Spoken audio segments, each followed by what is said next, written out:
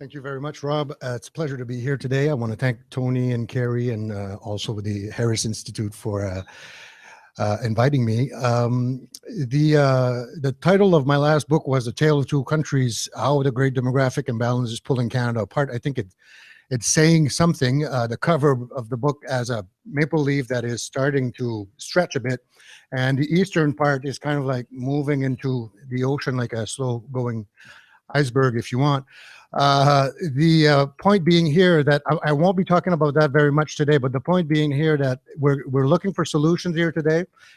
But fundamentally, if we don't engage with Ottawa to make them understand the reality of I don't call it a region because there are two regions, Newfoundland and Labrador, and then the Maritimes, but our reality, which we are a older, faster aging province, and for the most part, none of this is our fault. It was just a result of past events and forces that were at play a long time ago. Now, we didn't do everything perfectly, and the last 15 years in Newfoundland and Labrador is an example of what can happen in terms of change that is discontinuous, relative to the recent and longer term past. But it's still that you can't blame a current resident of Newfoundland and Labrador for how the baby boom unfolded, or the forces of economic geography that have shaped our economic regions, our region's fortune for more than 150 years. And this is something that we're going to have to engage in terms of having a debate with Ottawa, understanding that if healthcare in Canada was just like old age security and the guaranteed income supplement, so income support for seniors, would not even be debating the future of healthcare here today. We just assume that we need to reform it, but for other reasons than population aging alone. So today I was asked to look into the role that immigration could play in public or generally service delivery in Newfoundland and Labrador, which being a good servant is exactly what I did. So I moved away from my areas of expertise in demography, political science, and economics to try to talk more closely about labor market dynamics, particularly in Newfoundland and Labrador. Not being from here, I relied exclusively on online sources, which you can go and pull out yourself, and I'm sure that a lot of people here already have done so, but for you guys, it'll be revision. It's important to do so because as we talk about aging in this province, we tend to look at this as a phenomenon that will be occurring in the future. It's actually been going on for quite a while. And it's only one shock to the Newfoundland and Labrador economy, among others. So if we want to look at the role that immigration could play in the future in terms of public service delivery or service delivery more generally, we have to look at the labor market dynamics in this province and see how that shock, because we assume that we're going to be faced with shortages in the future. But frankly, being an economist by training, at least when I went to university, the first thing they taught us in Economics 101 is that markets tend towards equilibrium. So the concept of shortage and surplus makes you nervous as an economist when you're looking at the long run, because markets will adjust. What should be interesting to us is looking at the mechanisms through which markets have adjusted over time and how they will adjust likely in the future. And that's what I propose to do here. It's luckily for our conversation today, you went through a very, very dramatic labor market experiment, I believe the word is in English, over the last 15 years. Which we will go through here to try to understand how the labor market responded. I don't have to invent a bunch of things. It's all here. So let's start with the first slide.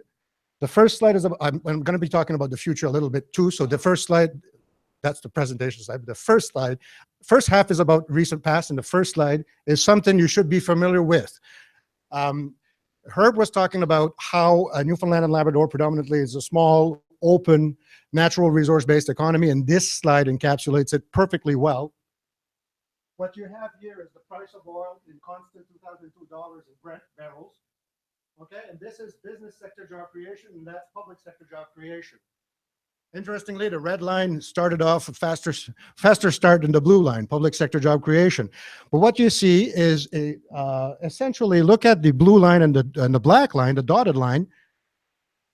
What you see is that they're moving relatively in tandem, and that's a further sign that although we do have footloose activities such as software development, we had some of those in the past before, the main driver, the main correlation that you have is with that natural resource, one single natural resource. There are other natural resources, but that's one, and the correlation is quite strong. So what you had over that period is an increase in the number of jobs in the region of about 20 to 25%, depending if you're looking at the public sector or the private sector, or depending on whether you're looking at the peak in 2013 or later on where you saw some declines. Now, okay, now you see this thing, 20 to 25% job creation net in a province that was aging. It's fascinating. We'll talk about that later on. How did that happen from a labor market perspective? Okay, so here you see the top line is the cumulative number of jobs created over time. 2000 started with a negative because in that year, jobs were lost, okay? So if you see that growth here on top, there was a net gain of 45,000 jobs in Newfoundland and Labrador over the last 16 years or so. Sorry, until 2013, and then things came down. So it's about 35,000 jobs, and in 2017, you lost several thousand more, so it's going down progressively. But let's focus on the golden years, if you want, where jobs were being created. And how did that happen? Now, we'll talk later on, and Herb did already allude to that, about the labor market churn, essentially where you have to run to stand still.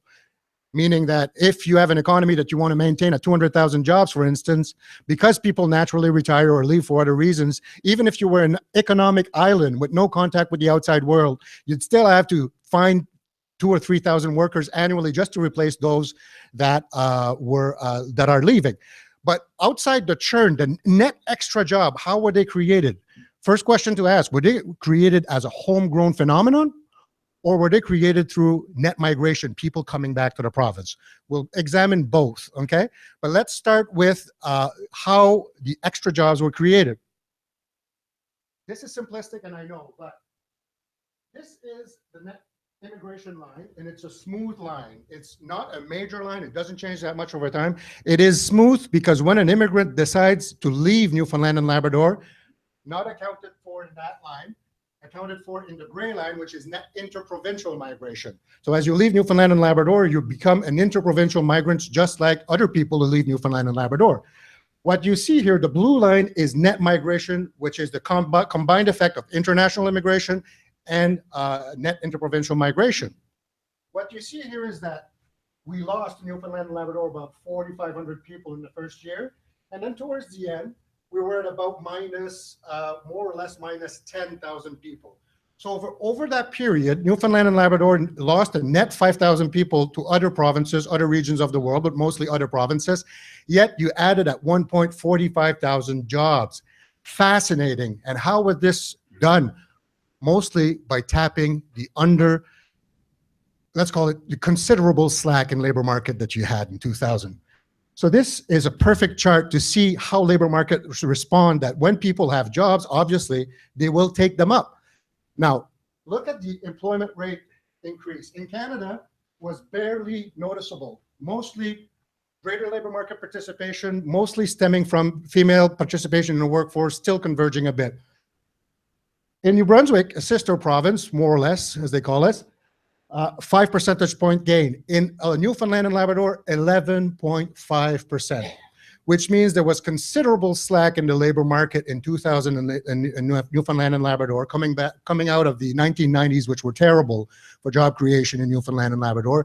And all that slack, as jobs became available, people picked them up, okay? And all of a sudden, what you see there is just some convergence process. But do not assume at this point that it is natural for Newfoundland and Labrador at one point to converge with Canada, okay? All regions have their own natural rates, and we'll talk later on and see that we were perhaps testing the limits of our employment rate growth in Newfoundland and Labrador not that long ago. Now, just to show you how fascinating this whole jobs growth was over the last maybe from early 2000 until 2013. Think about your core working age group. The economists like to use the 25 to 54 as those who are the core, the most likely to be employed in Newfoundland and Labrador or elsewhere. I extended it to 1565. Why is that? Because in Newfoundland and Labrador over the past 15 years, you grew your labor participation of 1524 to a point where you were well below Canada. Now you're above, or at least until recently you were above. Same thing with the age group, not exactly the same thing, but age group 55 to 64, much greater participation than before. So I extended it to have a core working age participation group, if you want. And look at this, how fascinating it is. The orange line, the blue line is the number of people who would be most likely to be employed in Newfoundland and Labrador in terms of age, okay? You went from about 370 to about 345, 47 or so. So you lost 25,000 people who were of prime age to be working, yet you added 25,000 jobs. So just shows how spectacular this domestic response was to improvement in demand conditions for labor. Okay, as the conditions for labor improved, your labor market response was fascinating in the sense that this is something. You're aging, you're losing people, and you're actually adding a lot of people to the workforce. So there was considerable slack in the labor market. Now, I said earlier that, you know, it's a homegrown phenomenon that you guys have managed to create so many jobs for people who were residents in Newfoundland and Labrador. But there's also something else that was going on that's fascinating. I'm using fascinating a lot. I'm going to find another word. Interprovincial migration. What's interesting about the contribution of interprovincial migration to labor force growth is that the levels don't matter that much. What matters is the rate of change annually, okay? So the best example of that is assume that you have an economy that has 200,000 people working. You want to maintain it that way, to have a steady state equilibrium. Well, if you have 3,000 people retiring or for whatever reason, but you know, you're still domestically 3,000 people, you need to find 3,000 workers. But if you're losing 4,000 people to net migration, you need to find 7,000 workers, okay? Now, if all of a sudden you're no longer losing people to net migration, so that in-migration, out-migration are the same, your job growth is 4,000. Why? Because you found 7,000 workers, and those 4,000 are now, you're not losing 4,000, so you're not maintaining employment at 200,000, you're growing it to 204,000. So that's the thing. What you want to see in terms of contribution to labor market is that gap. When out-migration is greater than in-migration, you want to see the gap going down. And when in-migration is higher than out-migration, you want to see the gap going up, okay? The interesting part, and we'll talk about that later on, is that at first, when the things started going well and jobs were created in Newfoundland and Labrador, you had a lot of people coming back. At least that's the way I read it. A lot of people from outside who were waiting for conditions to improve, or workers who would have normally migrated who did not migrate anymore. So this was going down. In-migration was not improving that much, okay? It was improving, particularly here, but look at what happened afterwards, and we're going to see later on that the peak of, well, we can look at it right now, in fact. Look at this peak in jobs. It's around 2009 to 2013 that the greatest improvement was that you could be found. But look in terms of the interprovincial migration, the contribution of interprovincial migration to labor supply growth after more or less 2009 essentially vanished, because the gap, if it's stable, it means it's not contributing to labor supply growth. It doesn't mean that this is not positive because you got that level of out-migration down, okay? This is down considerably.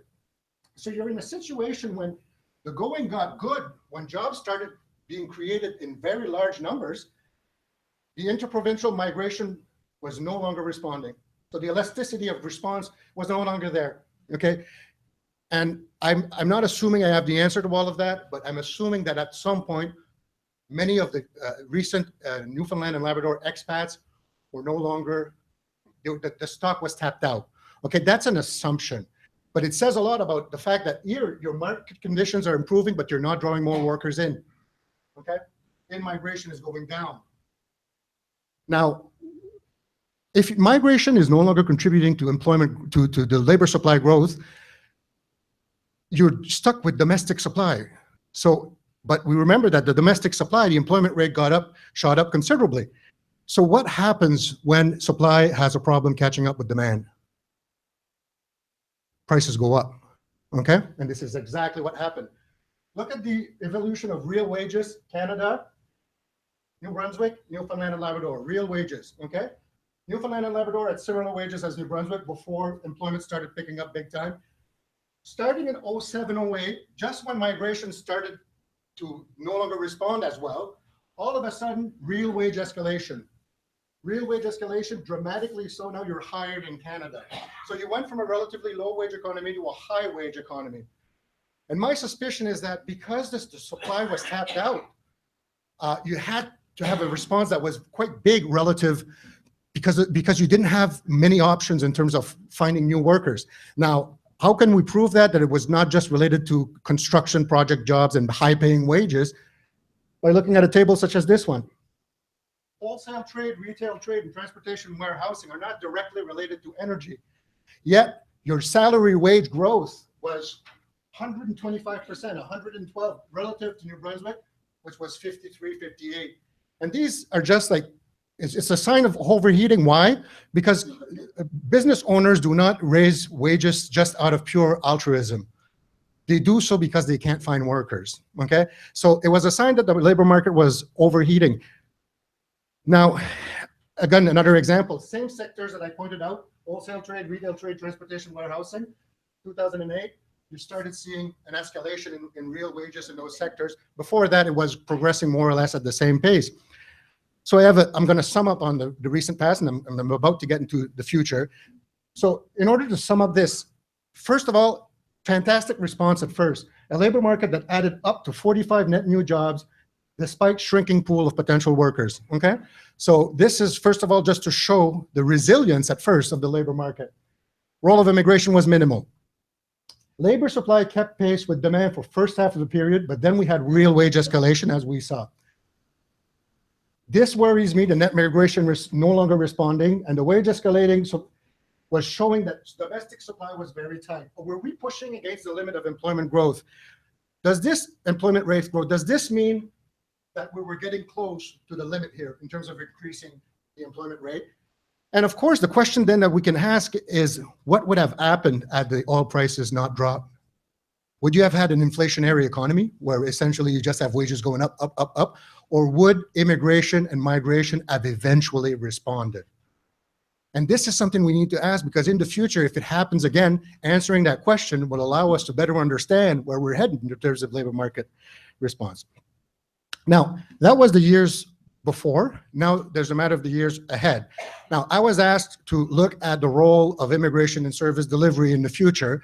So extremely nervous about doing so, not understanding fully Newfoundland and Labrador, but also because I realized that anything that is beyond 5 or 7 years is such speculation that it should be criminal. But, you know, but you have to do it in order to understand how things are going. There are some things that we know. Herb is absolutely right that economic growth slows down population aging.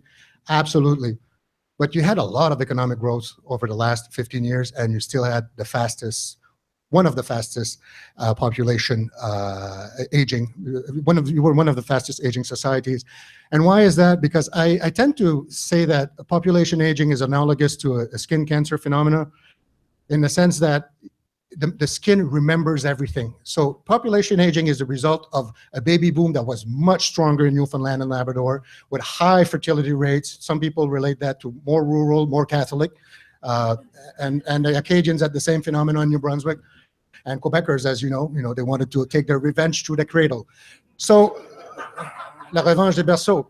So you have a lot of phenomenon at play, which means that it's just not through 3 or 5 or 10 years of flows that you're going to melt the iceberg. It's a slow-moving process, okay? Now, here I'm looking at 3 scenarios for population growth in the future in Newfoundland and Labrador. And I will then, after that, look at the most optimistic and see plan based on the most optimistic, just for kicks and giggles. Now, this is the most optimistic population growth scenario that we have from Statistics Canada. And it's not called the high scenario, it's called M5. Why is that? Because Statistics Canada acknowledges that for provinces, particularly small provinces, interprovincial migration is what determines variability of population growth forecasts. Interprovincial migration is the most important variable. And it just so happens that there's a medium scenario that provides you with a much better population outlook than the high scenario. The high scenario relates to immigration rates, fertility rates, and all of that, life expectancy and all of that. So I'm going to use for a while the high growth scenario. And this, by the way, could actually be better than that if you have oil at $150. You know, nobody knows that fundamentally. But you have a population that is at best growing slightly or stagnant. And at worst, well, I don't need to go there. You see the chart. Now, population 15 to 64. We saw earlier that this population had declined. It's going to continue declining. Under the best case scenario, not much faster than it has in the past. Okay, so you already can benchmark based on past experience. Under worst case scenarios, you're losing a lot of population of those prime age. Remember that participation rates can be improved through a variety of reasons, and we can extend participation, but that's what we're seeing in terms of population growth, 1564. The older people, this, by the way, this one is much more reliable, okay? You see there's not a lot of variability in the range, okay? We're gonna go from 90 to about 150 to 160. And the reason for that is that older people are less mobile than most of the residents. And for a variety of reasons, they have stronger emotional attachments to place and friends, but also because after the age of 65, income security is a federal jurisdiction. You get OAS, you get GIS, okay? So you can stay in Newfoundland and Labrador if you wish. You don't have to find money from employment. So this is quite stable, okay? And you can expect the number of seniors to grow in that way and the number of people working to grow more or less. I'm using the orange line to stay positive. What does it mean in terms of labor force participation? Well, what you're seeing is that there will be a decline in the labor force based on the most optimistic scenario, and I'm assuming that people aged 50 to 64 will participate in the workforce more than they do currently now. Why is that? Because for a variety of reasons that are Canadian phenomenon, but also I'm assuming the government's going to get smarter and encourage more flexible work arrangements, et cetera, et cetera. The population in terms of the labor force projection going down to by about 40,000, and participation rates, because we're aging, the proportion of seniors in the adult population goes up, which means that your participation rate goes down. Because although people age 65 to 69 are now more than ever participating in the workforce, once you reach 70, 71, we're still in the 4 or 5%, okay? Now, we've seen that, so we now know where we're headed, more or less demographically. So what does it mean in terms of how many immigrants does Newfoundland need? You know, because that was the original question. What's the amount, what's the magic number? Well, the first short answer is no one knows. No one knows how many immigrants Newfoundland and Labrador is going to need, or how many migrants is going to need, or how many workers is going to need. The reason for that is that although we know that we could be losing about 2,000 workers per year at a minimum to the just business as usual related to aging, just because we know that we're going to lose 2,000 people doesn't mean that we're going to need 2,000 people. It all depends on the labor market response, and more particularly on demand conditions. So I listed 5 things that to me you have to think about when you're looking at projecting the future. The first one is technological change. Forever, people have been saying that machines are going to get us out of work, drive us out of work. It started with this, from the first industrial revolution going on. We dreamed about the leisure society in the 70s. We opened up recreation centers all over the place, but it never happened because economists call that the lump of labor fallacy. The idea that just because some jobs are being automated, that others types of jobs will not appear. Now, some people are saying that with the singularity and all of that, this is it. This time's different. I really don't know, but I read a few of those books, and I can tell you that as they probably did 25, 30 years ago, they're compelling, you know, but we don't know, okay? Fundamentally, we don't know what would the role of machines be, so we need that humility planning, let's say, beyond 10 to 15 years. The second one is demographic change, but from a demand standpoint, older individuals consume fewer goods and consume more locally produced services that are low productivity in nature. Okay, so they're called non-tradables, which shifts the demand for labor from tradables to non-tradables if you're in a closed economy that doesn't have the ability to adjust. But remember, we're not in a closed economy, and if oil recovers, I suspect that demand for oil and the jobs that are related to that are going to beat out nursing home jobs in terms of the quality of the wages and everything else. So we need to figure those things out simultaneously, not just looking at it and saying, well, population aging will automatically make a shift the demand from tradable to non-tradable. Third point, and that's a very important one, provincial fiscal conditions. We know, and we'll talk a bit later on about that, that at least in the short run, the outlook is not favorable. And you know, when you're looking at a number like the first one we saw here, I'm going to go back to the lines with regards to this kind of trend is not related to oil sector jobs. Government sector jobs are not related to oil sector jobs. That's royalty and public spending. Okay, so a lot of the numbers you're seeing here are not related to oil. They're related to the fact that people in Newfoundland had way more money and they were spending. So provincial fiscal conditions have gone from highly stimulative, pro-cyclical, to less pro-cyclical these days. And we'll talk shortly later on that you can expect that for another 5 to 7 years, in my view. Now, 10 minutes, perfect. Fiscal federalism, something we don't talk about that much. But in Atlantic Canada, at least in the Maritimes, for every dollar that you send into Ottawa, you receive 2 back. Okay? In Alberta, it was for every dollar that you send in, you receive 50 cents back. So what is that? The interplay of an employment insurance, federal transfers, everything, the interplay of taxes and transfers. For the past 15 years or so, Ottawa has become less redistributive. It has made its fiscal transfers more dependent on population than on other variables. Therefore, you have a less redistributive federation. And also, politically speaking, you have politically, economically, and demographically, you have a shifting west of the center of gravity. In the last election, 2015, 30 seats were added to the House of Commons. How many west of New Brunswick? 30. How many west of Quebec? 27. Okay. How many seats in Atlantic Canada? 32. So the question becomes, politically, how do we make sure that we represent all the voices of Canada, including those from Atlantic Canada, when our population is smaller than that of Montreal in the entire scheme of things? So that's going to be a major challenge. And I'm not going to speculate on that. I have a whole book that discusses it. So if you're interested, it's called, I already said the title. And finally, economic health. We have a lot of issues right now with economic health in Newfoundland and Labrador. We do have a lot of software job, and Deidre were talking early on, not a lot of software job, but a lot of promise. But remember, in the big scheme of things, this is small potatoes currently relative to what you had before.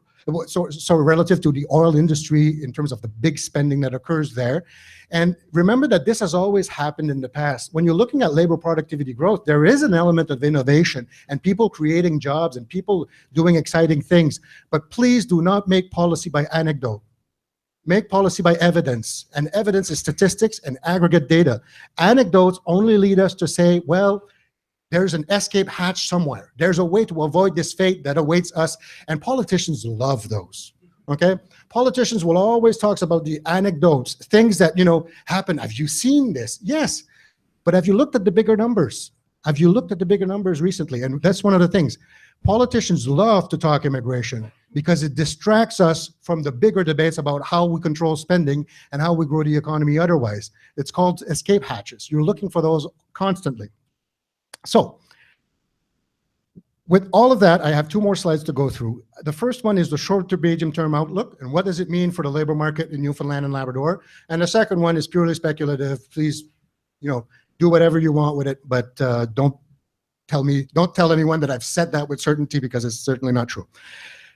So, over the next 5 to 7 years, the first point to make is that the Newfoundland and Labrador labor market has already cooled down considerably. Employment is down, from what I can see, about 15,000 since the peak, and unemployment rate is up 3 percentage points, okay? So slack is building up in the labor supply. That's what we're seeing right now.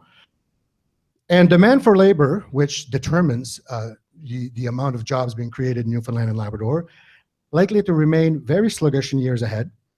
Now, I have a few bullets to try to demonstrate that. We're all happy that the extension to White Rose is proceeding, and that's going to create jobs. But remember that Hebron is almost, well, it's over now, and Muskrat Fall will be over at some point. And these are very well-paying jobs that have a multiplier effect. So the consequences of these major projects winding down means that there's less money being spent in Newfoundland and Labrador, so that's not good for the outlook for demand for labor. Lower government spending will lead to fewer public and private sector jobs. The government has already told you that they're going to be cutting jobs substantially over the next 5 to 7 years. Look at budget 2020, budget 2017. Look at nominal program spending. it goes from about 7.3 billion, I believe, to about 6.7 or something like that, or 6.5 in 2023. Nominal dollars. Okay, so assuming that employees get zero employment raise, not even anything for inflation, assuming that, what it says is that it's going to lower spending by a substantial percentage. So unless all public employees get a haircut, okay, and then you have wage cuts there, so fewer spending there anyways, there's going to be a lot of jobs lost. So that's been telegraphed in budget 2017. They just don't want to give you the plan. Plus, yes, perfect. Plus, on the revenue side, they're going to be drawing major, they're going to get, they plan on getting a lot of revenues, particularly oil will be at $74 or something like that by 2023. That's a lot of money to Newfoundland and Labrador, but all of it going back to bondholders, okay? So this just goes to show that from an important source of demand for labor is going down over the years ahead. Now, the rise in electricity rates, I've heard estimates that if you keep the kilowatt hour at 17 cents, which is already, what, 5 cents above what it's currently at? What's the rate for a kilowatt right now? 11, so 6 cents more. That if you want to maintain that at 17 cents, it's probably the equivalent of a $500 million annual subsidy. So that goes on top in terms of fewer, lesser consumer demand there. So the broader picture is not really good. Plus the fly in, fly out. If you believe what's happening in the oil patch is that they're winding down the current projects, but they're not taking on a lot of new projects, and that's through construction that you get a lot of the jobs. So fly in, fly out might be another source of money that will disappear, not disappear, but be lower in the years ahead. So all of that taken together, my suspicion is that we started seeing net migration deteriorating since 2015, out migration going up again, and in migration not responding that much. I suspect that this is the new reality for a little while. Now, I don't want to be too negative, but that's my suspicion.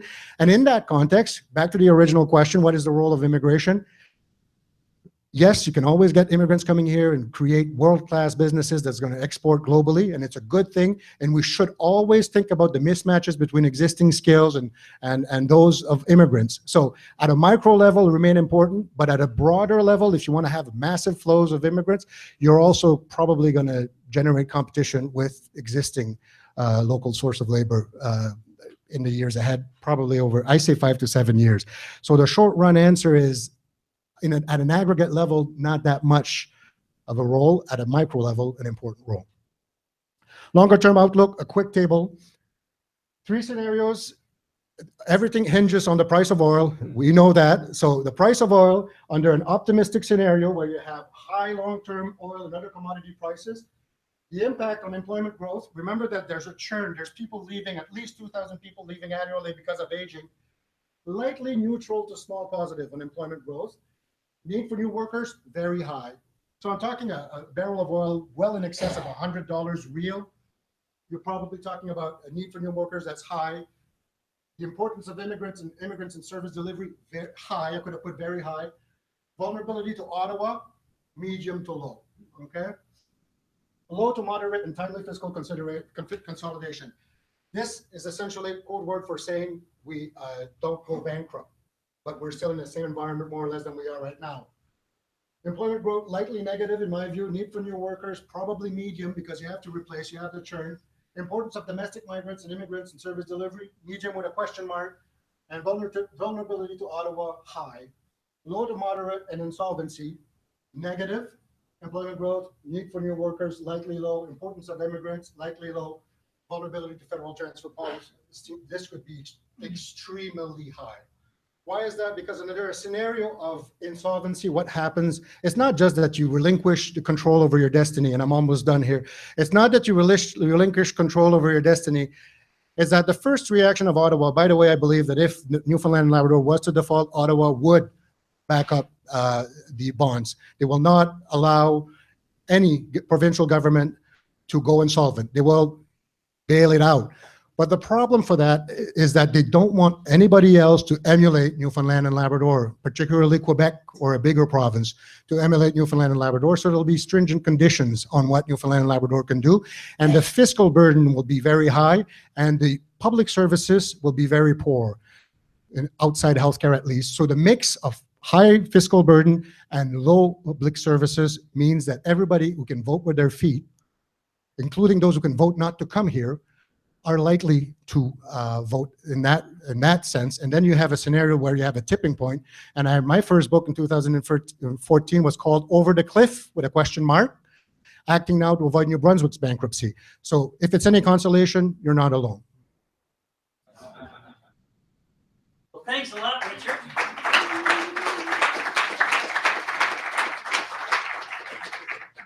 Tough medicine. I think with time we're behind time. Richard will be on the panel for the Q&A after. So let's get the panelists up here. Richard can take a break for 10 minutes. A superb presentation. We will have more of Richard with the panel.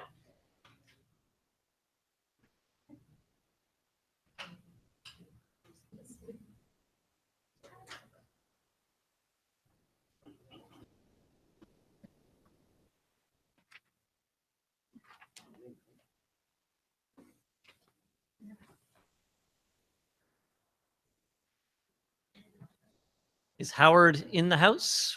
I saw him earlier. Maybe Tony, you want to see if he's...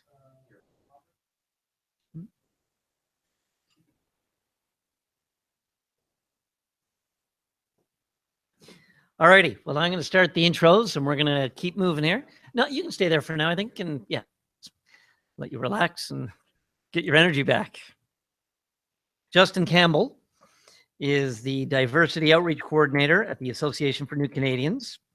Drawing on an appropriately diverse background in business, government, and nonprofit, he manages the ANC's Diversity Outreach Initiative, which builds cultural intelligence, CQ. I hadn't heard that one before. I like that.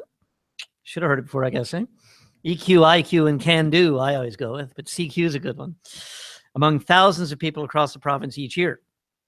With a decade of experience delivering presentations and facilitating workshops, he also holds undergraduate degrees in human rights and humanities and a graduate degree in politics, all from Carleton University in Ottawa. Howard Lynn, just-in-time delivery. Thank you, Howard. Is Professor of International Business and Entrepreneurship and co-director of the Canada-China Institute for Business and Development at Ryerson University's Ted Rogers School of Management.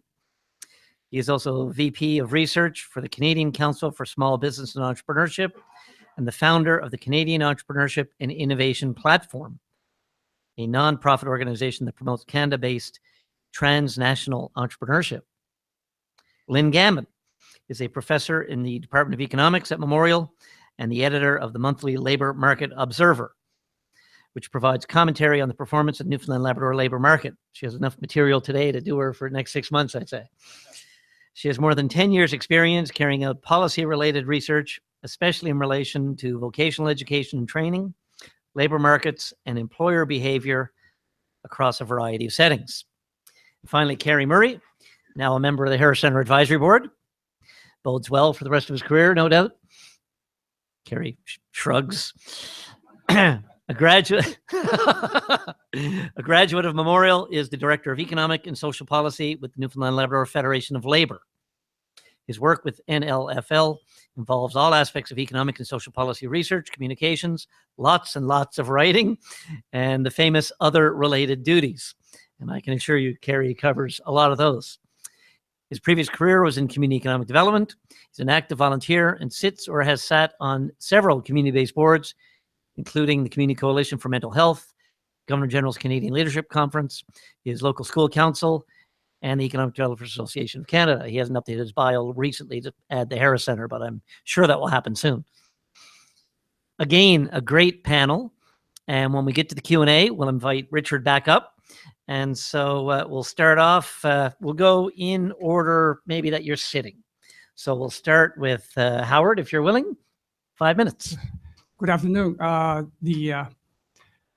not economist. I'm not from here, from Toronto. So I think Tony run the risk if I say something outrageous, irrelevant.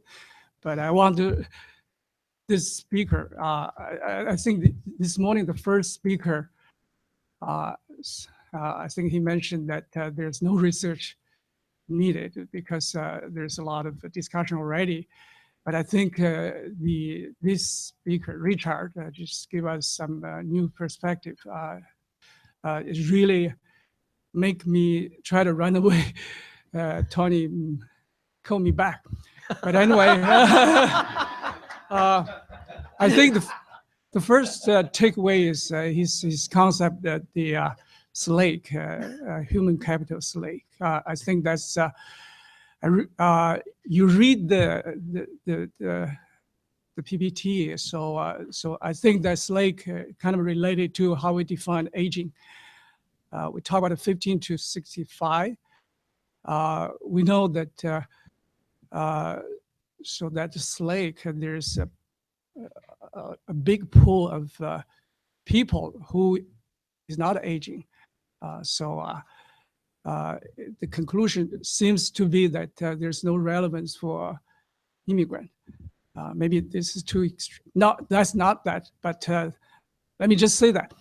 The second thing, last night I was trying to follow the conference agenda, prepare something to talk about the nursing because we talk about the delivery because of aging.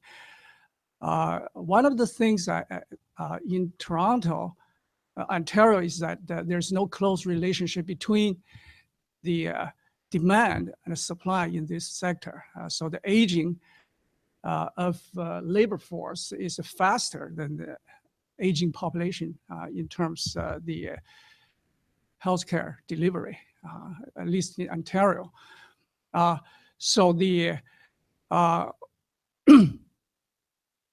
if we talk about the SLAKE in the first point, it's like this localized demand eventually solved by localized supply.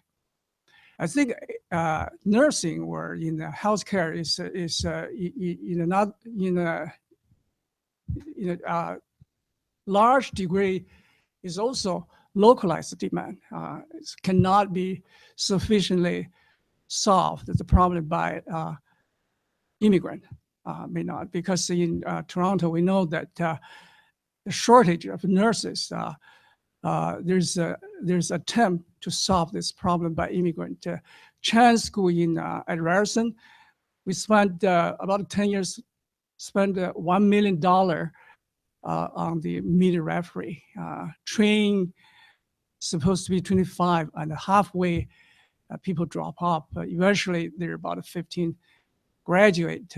Now you follow up, probably there are 10 still working in the sector because there's so other institutional process that prevent them to really participate in the so-called labor market in this sector. So if you talk about the immigrant, they're mobile population, but this sector is not so mobile in terms of the requirement for the skills, because one thing is that the education or training requirement is kind of rising. So the immigrant, this is not just a skill, technology skill, but also the culture, a lot of other factors on the way. But you probably want to conclude that I say immigrant migration is not relevant, but it's absolutely not my conclusion. I have some idea, but I use my next 5 minutes to speak about it. Over to Justin. Okay. Listen, I'm glad that we got sat together because I was starting to wonder if I'm the only one who's not an economist here. With the way that the discussion has been framed, it's been a really good discussion so far. A lot of really good points raised in previous discussions. But I have to say, I'm starting to see why people call it the dismal science, because it seems like only bad news. But don't worry, it's bad for everyone else. So we can move on from it. Actually, I wanted to make just two major points. One was around the value of immigration, which I think may be getting obscured somewhat in the conversation, or perhaps downplayed. And the other was around labor mobility and jobs. So for the first point around the value of immigration, I think it's worth backing up a little bit and taking a big picture view and saying, regardless of what the economic value is, and I think there is economic value, but regardless of that, there is also a much broader value to immigration, among which are things like cultural diversity, the exposure to different ideas, different perspectives. That has a value on its own. It's not easily quantifiable in economics, but it certainly has a value of its own.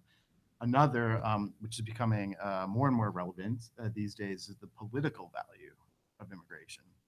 When you have an immigration society, you tend to be more protected against a kind of nationalist backlash that we're seeing in other parts of the world.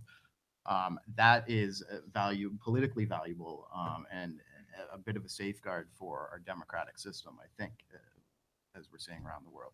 But if I could shift back focus then to some of the economic value, when you have a higher population of immigrants, you tend to see a lot of savings in other areas, things like lower crime rate, lower per capita spending on healthcare. And when you want to look at it from the labor market perspective, when immigrants come in at, say, age 25, well, you've just saved all of that human capital spending for the first 25 years of their life, which is not insignificant savings. We saw some of the upfront healthcare costs in the first year of people's lives. But then if you look at the growing costs of providing post-secondary education and building up the kind of skills that an advanced economy needs, well, immigrants coming in after they've already secured all of those things elsewhere, well, that's could be a real boon to an economy. And then to the point about spending on public services, service delivery, and all of that, I think just an expansion of the population in a place like Newfoundland and Labrador, which has a really scattered population, could also bring serious savings, and in many cases could save smaller communities from having to decide whether to resettle elsewhere or not, right? So again, there's a lot of value there that I just kind of want to highlight for the discussion going forward.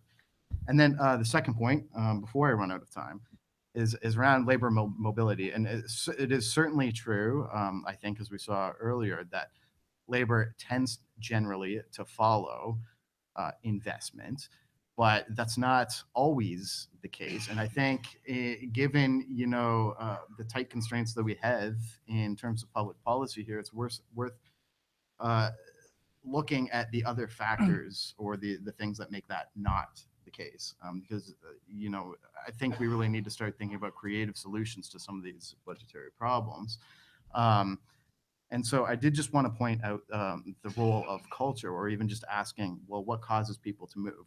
Certainly it could be finding higher paying job elsewhere, but there are lots of cases where we can see where that's not the case, or where people abandon higher paying jobs to take a pay cut to live somewhere else. We see that a lot in the healthcare area, where physicians earning very high salaries move with their families, but the family unit isn't happy for various reasons that could have to do with cultural supports and settlement. And that causes the entire family to leave, despite the fact that they had a very competitive wage. So now I've got a minute to make this point.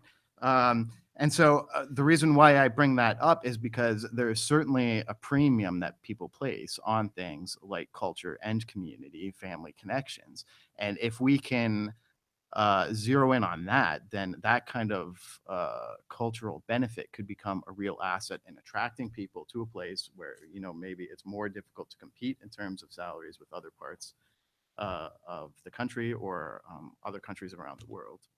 So just a couple of points there. The economics focus is beneficial, but I think that if we want to take a step back, maybe we can start to talk about a bit more creative solutions to these kinds of issues. Thank you, Justin. Lynn. Okay, I think I'll probably pick up where Justin left off, kind of about what keeps immigrants or what keeps people generally in Newfoundland and Labrador. So I returned just over a year ago after being away for 14 years in the UK. And it struck me that it isn't just wages. And had I known about some of the costs of living here that I hadn't appreciated before, maybe it would have made been more of a factor, but it isn't the only factor that drives where people locate themselves. So, we do talk about the great culture and the great kind of quality of life here, But on that, in relation to kind of the pressures that our economy is facing, particularly public services and with an aging population, and if we go down that extreme route that Richard highlighted about insolvency and what that means about the control that we'll have over our own destiny as a province, with that, I think it's even more important to ensure that the public services that we're delivering are as cost effective and quality is driving all of those things. For every dollar spent, we need to be thinking more and more about quality. And I'd like to focus on education and come away from healthcare for a second to think about it's the second biggest budget line in the public services.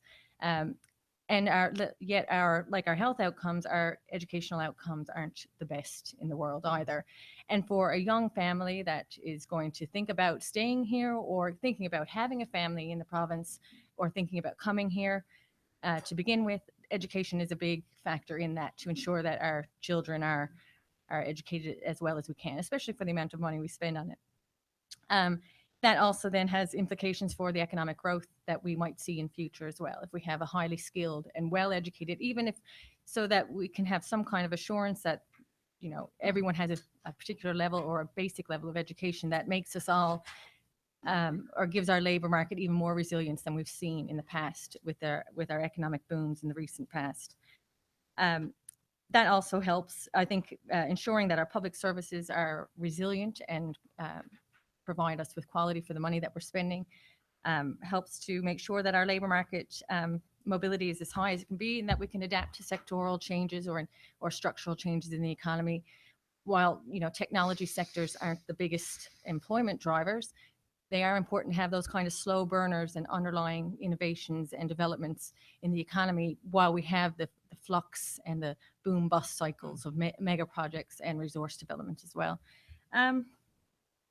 And after saying that, I would like to say I am very happy to be back, because what I get from Newfoundland and Labrador as a returner as well is the social cohesion that we have here that we don't see in many other countries. Use the UK as an example, where there's lots of divisions in the society, but, you know, not with my economist hat on, but more of a social hat on. We do need to keep in mind inequality issues that we're facing in our society at the moment, and they're getting exacerbated with this overheating of the labor market and fast wage growth that we've seen, and a drastic change or plummet that we're facing at the moment. We need to be very careful that our public services and our society is able or equipped to deal with those challenges and ensure that inequality doesn't kind of erode a lot of the quality of life features that we have here that keep people here and make people want to come here to begin with. Thank you. Thank you. Last on the panel, Kerry. Thank you. Like my fellow panelist, Justin, I won't trash economists either. It's not a good room to do that. A couple of things I just want to talk about quickly on immigration and on the labor market. A lot of interesting facts and a lot of interesting information here. I think for immigration for our province, it's important that we understand that immigration needs are not driven only by the needs of employment. Immigration is important to communities. Obviously, labor force growth, population growth, diversity, all those things. And I think if we craft policy around just the needs of employment, the labor market or employers, we're doing ourselves a disservice. I think the other thing around immigration, it was refreshing to hear the minister, who I call Al, say we are currently working closely with the federal government. How long has it been since we heard that in Newfoundland and Labrador, right? But hasn't happened for over a decade. So the fact that we can have the discussion and help craft or influence immigration policy coming out of Ottawa is important, especially when you live on the fringes of such a large country. We're on the edge. You know, if you're on the northern edge, the western edge, things sometimes seem a little bit different, and you seem a little bit further than, 2,500 kilometers from the center of the universe. On the issues around the labor market, I could go on. Can I buy 5 more minutes? I like to be able to, we've had this discussion so many times. In Newfoundland and Labrador, we know population as well as any other place in the planet. How, we've all seen those population pyramids. They're upside down and they're scary, and you look like the spin top you got when you were a kid. But and we've got I like this. The golden age of fossil fuel is probably over. I think I'm pretty safe in saying that. And I think those 8 years of $100 barrel of oil really hurt us in the long term. We had a lot of wage growth, but we also had, also have one of the highest percentages in our labor force that make $15 an hour or less. So that speaks to the inequality that job growth and that wage growth did. We had higher wage growth in a 10-year period than Alberta had. So I think we need to look back and do things a little bit differently in our province as to how we look at the labor force, workers, and types of services or policies that we craft. Labor market information. I mean, the information that's been given out or, in this room today tells us, how I'm not allowed to curse, am I? I'm on the Harris Center board. We don't curse. The inadequacy of labor market information in our province relative to some other jurisdictions nationally and internationally. Go look at BC's labor market information platform. It's built regionally from the ground up, and it gives the information that workers, employers, educational institutions, NGOs need. We have a labor force here of 225,000. We're only 500,000 people. People of working age. We should be able to do that. Our labor market information is a bunch of links on a page. It's really not what we need. And the labor market today changes so dramatically, so quickly. You need that information. We need timely, robust data as quickly as possible. I think we should be able to do that. I think another thing, and the federal government is moving in this direction, and we did it here for probably a decade, was using social dialogue, bringing in to look at labor market issues, how you make good public policy. Doing the same thing over and over that never worked in the past may not work in the future. So bringing key people around the table at a regular basis, monthly or whatever it would be, organized labor, policymakers, all levels of government, educational institutions, employers, you gain a different understanding of the labor market, the issues that each constituency has, and you will find that there's a sweet spot in the discussion and the debate and the outcomes that you won't get when you talk to them individually. And we did that here for 10 years. Now it's a tough nut to crack. It's hard to. Am I over? No, I'm about to give you 1 minute. So Okay. 1 minute. But it's What you get for asking. it yields different outcomes from a public policy perspective, and contributes to good collaboratively built public policy, especially labor market policy. And we're so far down a difficult road. We need that. We need good information to make good decisions, which we probably haven't done in the past. And as someone said earlier about the oil industry, which I'm not anti-oil and gas. We're a resource-based economy, but it doesn't create a lot of employment. And you can't see our oil fields. You can only see pictures of them unless you've been out there. Per $1 million of investment, it's the lowest job creator probably of any sector compared to manufacturing, healthcare, public administration, all those things. There's better ways to create jobs, good jobs. The last thing I would probably mention is active labor market policies to look at participation rates, to bring marginalized groups into the labor market. Now, I know our unemployment rate is high. If you look at the recent StatsCan data that came out last week, we're over double the Canadian average. Our labor market indicators are trending the opposite of the rest of the country. And there's a reason for that, because, our economy is not growing, and, they're related. And the other thing I'll end on is we can't look at these things in isolation. I think there's interconnectivity or horizontal integration of public policy is critical. So immigration policy, labor market policy, poverty reduction initiatives, all that stuff, the ability to put a gender lens on these types of public policies. So there's a lot of things to consider, but I like the economics of hope, not the economics of bleakness, you know? So I think that's a lost art because we're always being told how bleak it is, but there is some room for movement there. Okay, I'm sorry. Obviously, being on the Harris Center board gets you nothing. Telling you learn that. Richard, come on up. Thank you, panel. Great range of perspectives. Richard will get the last word on this panel so he can defend himself and all economists. But before we do that, questions, comments? We'll get the mic to you. Do we have 5 minutes? I didn't finish. You can, there's no questions, so if you have another point, jump Okay. in. Yeah, just because I'm leaving, so I can say something different.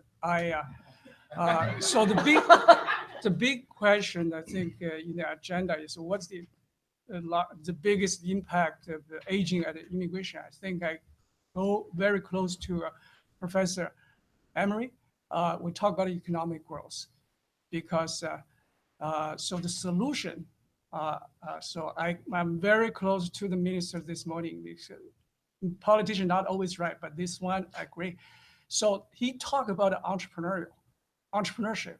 So entrepreneurship is different, slightly different from the labor market, the jobs, right? So I think there's two things I quickly. The minister mentioned women entrepreneurship. I think I talk about the localized demand and supply. So we can talk about the senior entrepreneurship, right? So the SLAG, Richard just mentioned, I think if we talk about 50 years or older, in the US, 50% entrepreneur of 50 years or older. I think this is slack of the labor force probably can just do that. Yeah. So this is localized. The other side, so not everybody likes oil, but we talk about it. If you remember the number 2000, the Newfoundland population is younger than Ontario. So what happened this year is I agree that there's an economic shift. So it's just not just the oil.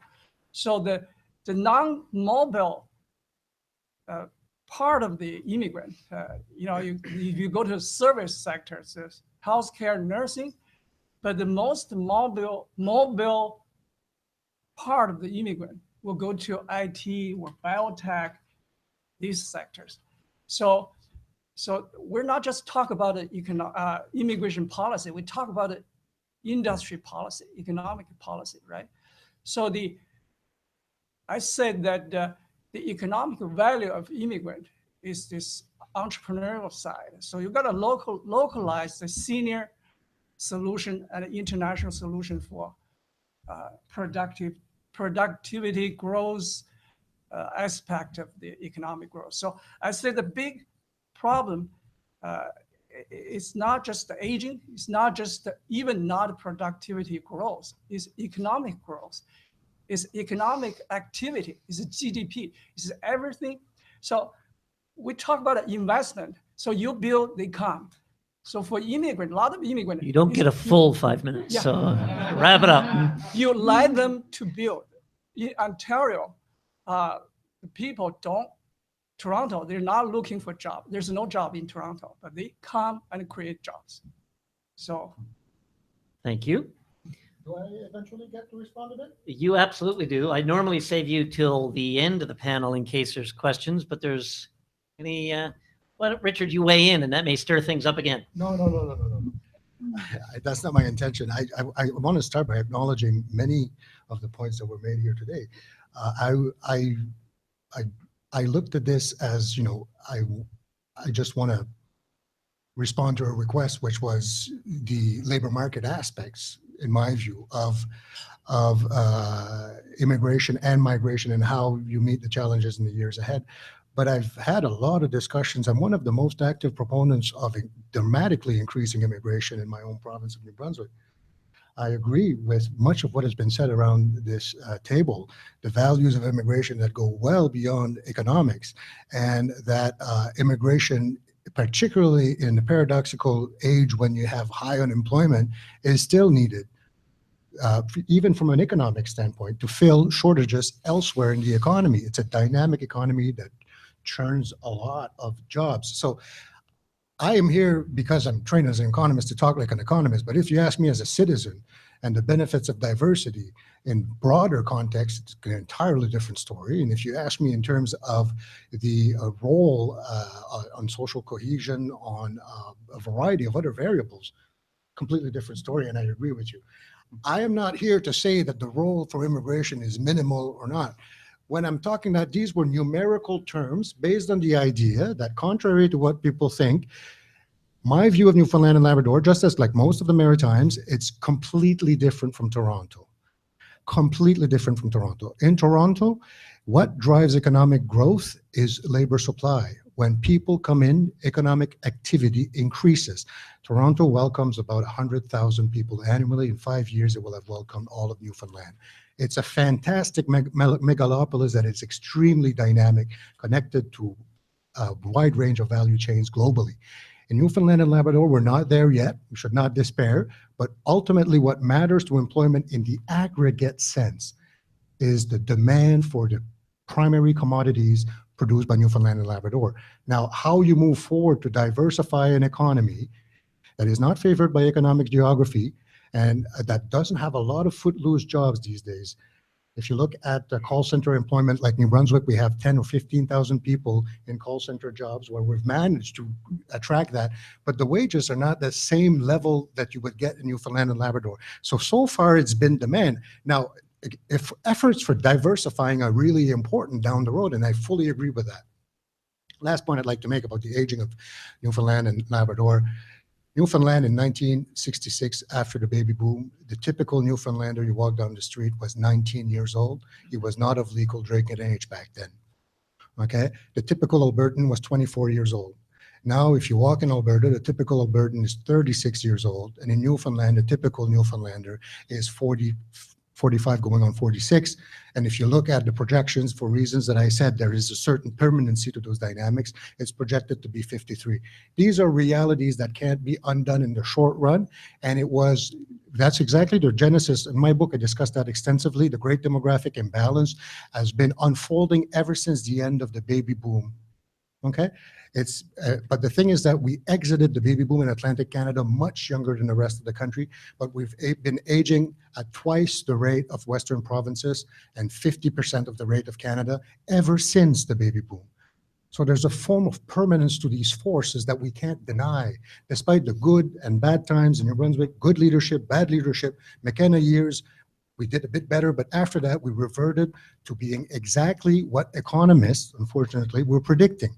Economists were predicting that as the first baby boomer, and I'm done almost, as the first baby boomer started retiring, that the natural rate of growth for a region, forget Newfoundland and Labrador for now, which oil is changing things, but in the Maritimes, the rate of growth that was forecast as of 2010 until 2016, 17, or even 25 was 0.5%.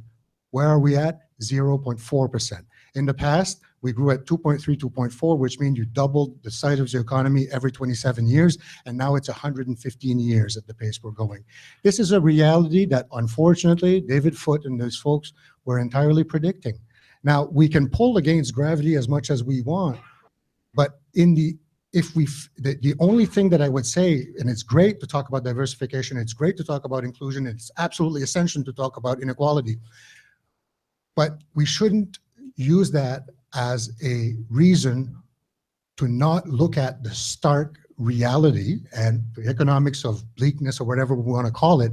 It is still the case that Newfoundland and Labrador is a $15 billion debt, and if you add to that, the Muskrat Fall project is probably closer to 22 to 25 billion and in New Brunswick we're at 15 for 750,000 people. So you're a bit ahead of us when it comes to that.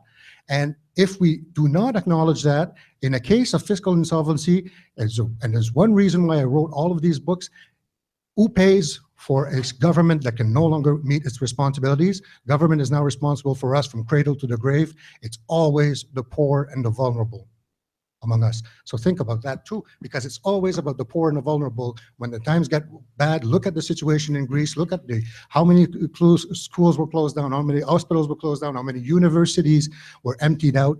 And it's rarely the case that the wealthy can move easily. They say there's nothing nervous like $1 million.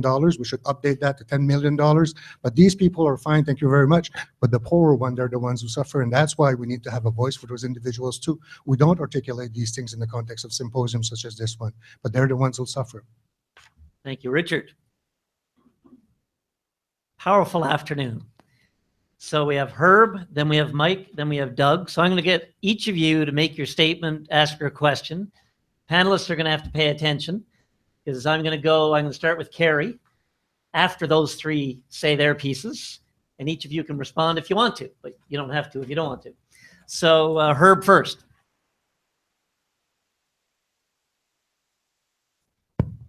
Just a quick comment to help bolster the economist's reputation as being too dismal.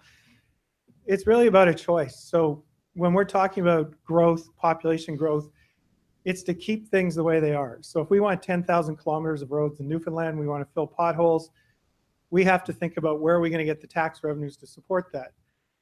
This panel has raised some interesting issues that it's not just about growth and it's not just about income. So the alternative is, and this is one we were encountering out west as well, is do we need growth to have a high standard of living? And in a lot of cases, what it really means is, no, we don't, but we have to restructure all these contracts we have that are based on expectations of future revenue and future GDP.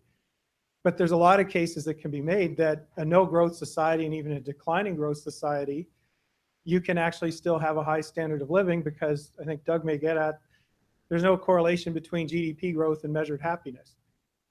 So we have a big conundrum that we keep talking about. You'll be happy if we have growth, but there aren't a lot of statistics to support that. So just in case I'm taking away too much of Doug's thunder, I'm going to hand it over. Thank you, Herb. Am I next?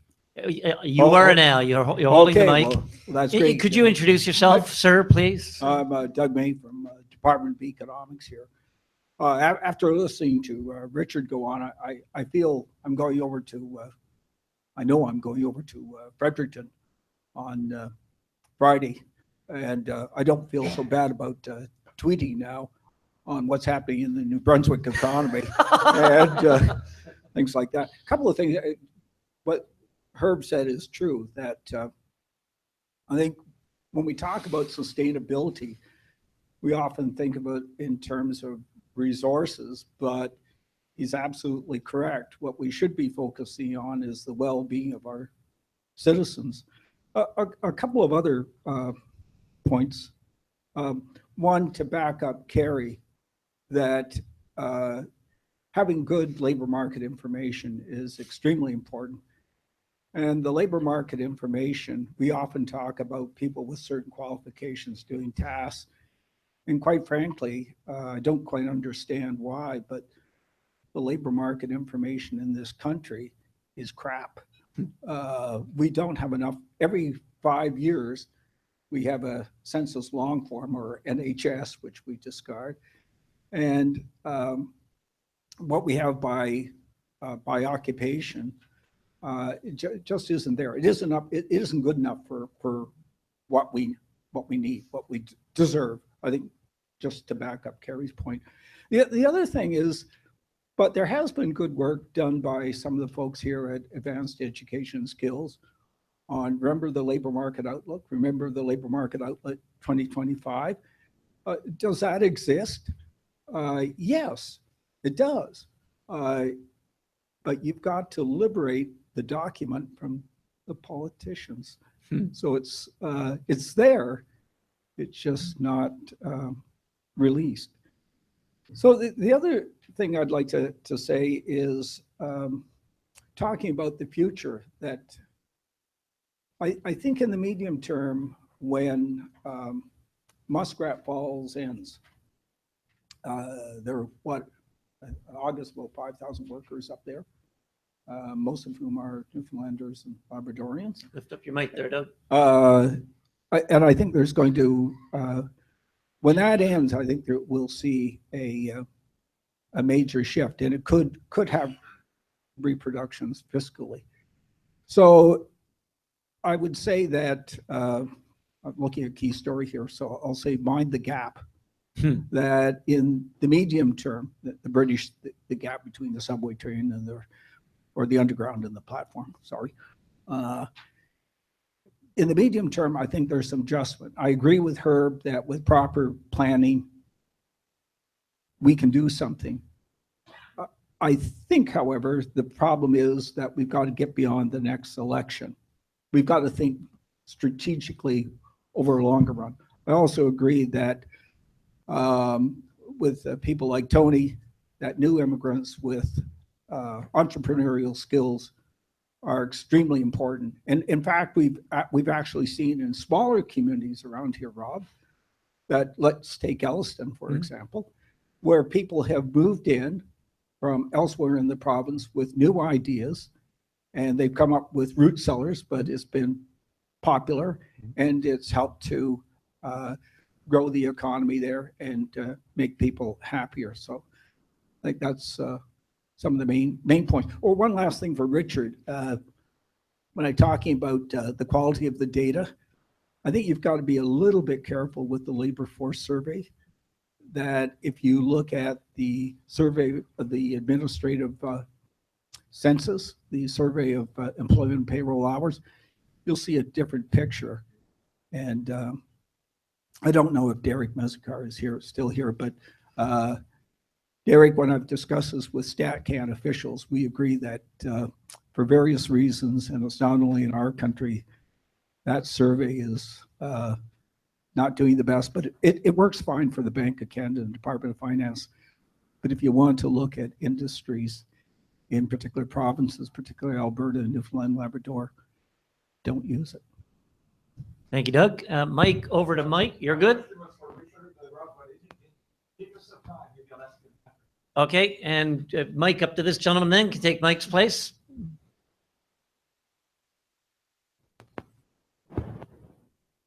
Yes, good day. Didier Nolo, Director for Labrador Municipalities. Just a quick question. Richard, you're probably able to answer to that. We talked about the baby boom, obviously. Is it possible that our consumer society today is creating the problem we have? Let me explain. On the coast of Labrador, all the families that are there right now came from families of 5, some to 12 kids. All hands were on deck. Everybody was working, either in their own family, on their own boat, on the fishing huts. Today, we have families of 0 to 3 kids, because let's face it, there's only so many Samsung Galaxies, cars, TVs, and computers that we can buy per kid. So now, all this stuff is not made here. It's bought from somewhere else. So now we're running out of people to work because of our own society, potentially. Thank you. I'll let you answer that, and then we'll go to Kerry to do the full response. You'll get another chance after, but answer that one now if you like. Didier, merci pour la question. We're in the consumer society, and Herb is entirely right, and so is, I believe, is it Tom? Sorry. Oh, Doug. It was Doug, sorry. That happiness and levels of income beyond $70,000 are not correlated. Now, if we can convince medical practitioners and public service providers, bureaucrats, to accept a 40 for 50% pay cut, then the fiscal situation is remedied right there. So to me, when I hear those arguments, I entirely agree. I think as a society, we're running to perdition in terms of consumer society, and we're running down our asset very fast, and it's not sustainable. And as an economist looking at that, I'm really concerned. But then it becomes, like, I would love to see the labor negotiations and the discussions in terms of saying, well, we should all take a massive pay cut. But to go to your question, the participation rates have improved dramatically in this province, and that shows that demand conditions were improving considerably over time. When you're looking at a province such as Newfoundland and Labrador, the reason why I was saying that it's not natural, you shouldn't conclude automatically that 64 is well below 72 in terms of employment rate, and therefore we should make it up to 72. This, to me, Newfoundland and Labrador, geographically and almost sociologically, it's a territory within a country. It is a province short in terms of constitutional name, but it's a territory. It's enormous. And outside the Avalon Peninsula, back home we have words, we talk about remote communities. We have no idea what remote communities are.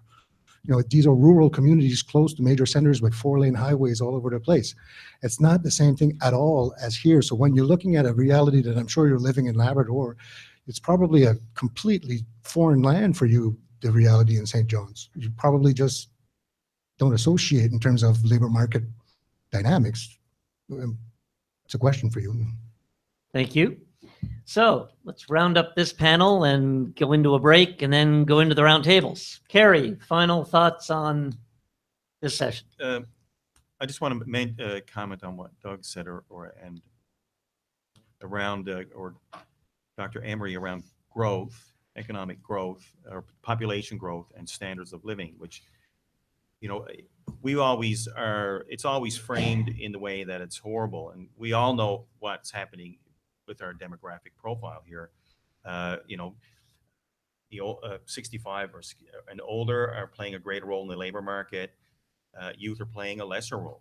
It's out-migration. Well, you know, that's not a phenomenon here. We've had out-migration. I think the first mobile worker in Newfoundland was John Cabot. He came, planted a flag and left. So, and last year, I'm involved, and Rob is as well, I think some other people in the room, in a SHIRT project here around geographically related economic mobility. They've been trying to quantify that piece of our labor market, which is quite impactful, especially in small rural communities, when you have a lot of the population that leave and come back. Or leave for good and then take their families. So it's something that, so declining populations or shifting demographics the way that they're happening here, which is other jurisdictions in the country, but it happens faster here, and the impacts are felt a lot greater. You just have to do things a bit differently. So we need to look at how we shape policies and programs a little bit differently to address that going forward. And the only good thing I can say about Muskrat Falls is the Churchill River will never run dry. So at some point in time, we'll get something out of it. I just don't know when. Thank you, Kerry. Lynn. Not much to add on that. I think, as Dr. Emery said, it's about choice, which is an economic problem. It's our central issue. That we do have to make that choice between, are we focused on the economic side of things or on the wider ideas about quality of life and well-being. But there is a balance that we have to strike to make sure that we can sustain an acceptable level of quality of life in the country. I think that plays into what we've been hearing a lot more about decisions about remote and small communities in the province, which brings up the R word of resettlement again. But again, that's going to come down to a choice between what's important to us as a society and who bears the burden for providing things.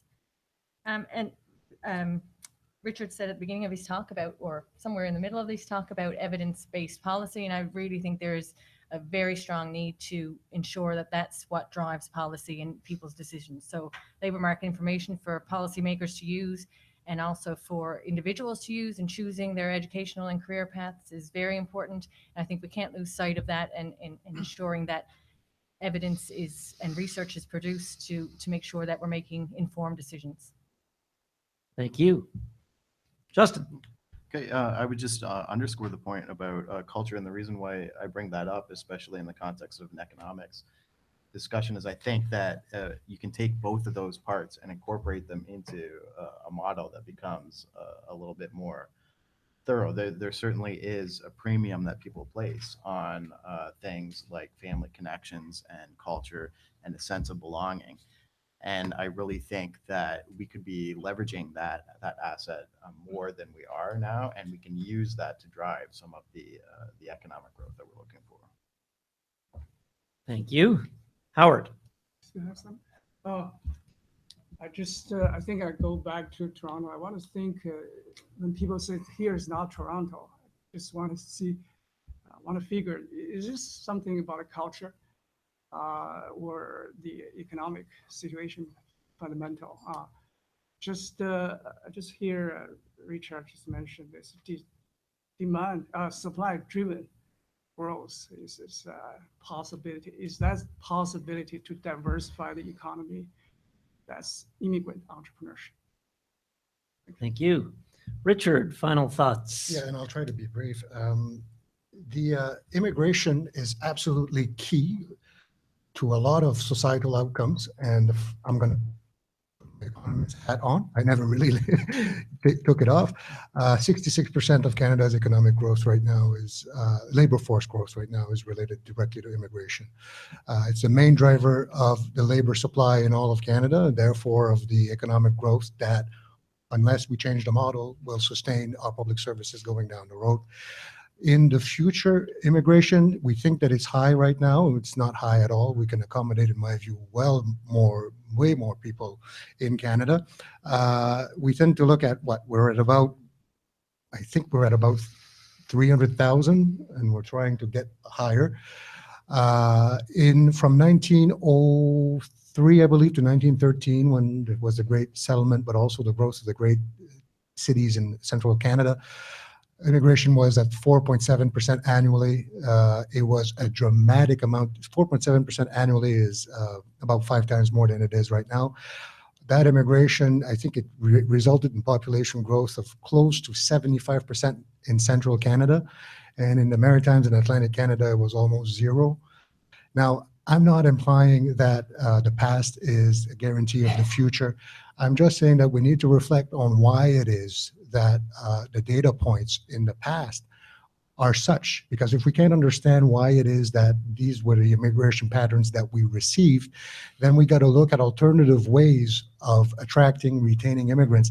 And I can tell you, and it's not the only determinant, but what I hear from communities that have been talking in New Brunswick about why it is that they finally have to move, it's like immigrants are, for the most part, like the rest of us, for the most part, they're employees, and they were looking for stable and decently well-paying jobs.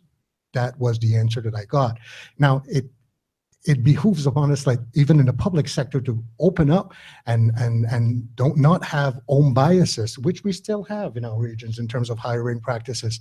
And it's our role as community leaders to try to open up and facilitate the process for immigration integration. And the discussion that I had with Ottawa, which didn't lead to very far back then, was in budget consultations, they were saying, well, you know, we need to stimulate infrastructure. And I said, well, this is a very big country, and we should define the word infrastructure.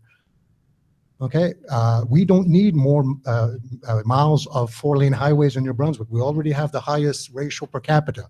What we may need is social infrastructure so that immigrants, after a year, are not falling into a trap where there's no longer any support. We need to build a critical mass to welcome immigrants better than that, and not simply say, well, we opened the door and then after that, well, they moved to Mississauga.